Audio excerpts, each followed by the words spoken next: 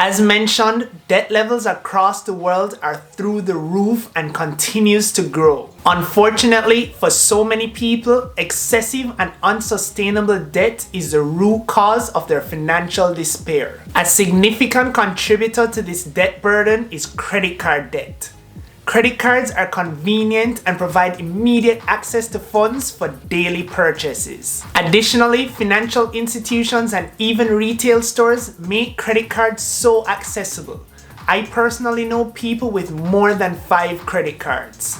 But it is this convenience and accessibility that makes them such a threat to our financial well-being, and we need to remain mindful of that.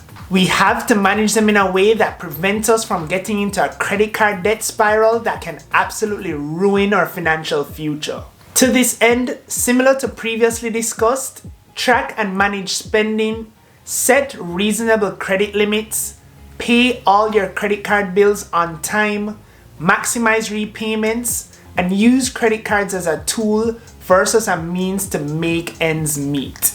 Credit cards should simply be used to manage cash flow and maximize benefits such as travel rewards and cashback.